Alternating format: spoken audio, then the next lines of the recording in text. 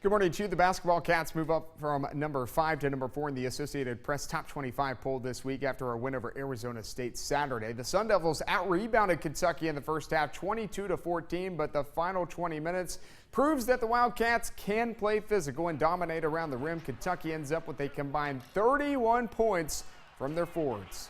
A lot of basketball, it is physical. And a lack of physical play then ends up turning into mental toughness, then starts to suffer. So here we are. We traveled all over the country. We were in Chicago, we were in Miami, we were in LA, we're on our way to New York. We lost one game without Marcus Lee, and we're hanging our heads. That's Kentucky. That's what it is here.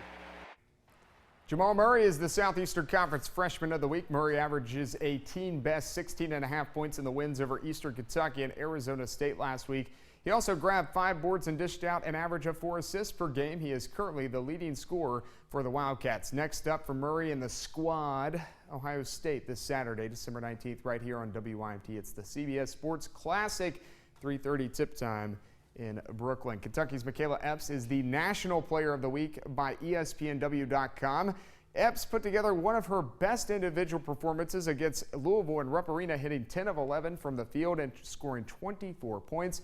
She followed up that performance with this performance Sunday against Middle Tennessee, scoring 17 points on 8 of 13 shooting. Epps leads the Cats, averaging 17 points and 6 assists per game. The Kentucky women stay at number 8 this week in the new Associated Press Top 25 poll. UConn and South Carolina are the top 2 teams in the nation. The Huskies are the unanimous number 1. Duke, which is Kentucky's next opponent this coming Sunday, is ranked 13th. The doubleheader for this week's WYMT Appalachian Wireless Games of the Week. Harlan at Harlan County. It's a Mountain Top 5 matchup on the girls' side as the 3rd-ranked Lady Dragons take on the 5th-ranked Lady Black Bears. The girls tip off at 6, followed by the boys at approximately 7:30. You can watch both of these games on this TV and WYMT.com. UPike Top Plate Contender time. We start with my man Travis Dunn at Perry Central. Shortest guy on the court on most nights. Perry Central down 1 with 12 seconds to go. Austin Hill?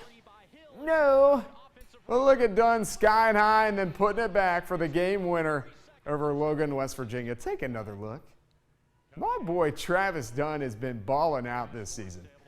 Next contender, Corbin. Andrew Taylor up to Zach McGuett. Teamwork makes the dream work. Nominee number 3, South Laurel, North Laurel. Hey, Caleb Taylor. Yeah, that's a Cardinal jam. South Laurel beats the Jags. Contender number 4, Nick Hoskins. What you got? Oh, you heard the buzzer. Knocks down the shot as the first quarter expires at hazard, but the Eagles of Leslie County lose. Back to Clay County because I like dunks. Blake Smith. Smith down the floor, another two-handed slam. 5 seconds. The top-ranked Tigers beat the Ballard Bruins and stay unbeaten. Last contender, Barberville. Markel Turner stopping at a poppin'. He had 27 in the win over Rockcastle County. To vote on the UPike Top Plate Contenders, go to the sports page on WYMT.com. And, of course, we'll count down the top 5 on Thursday. That's First Look at Sports this morning. Enjoy your morning.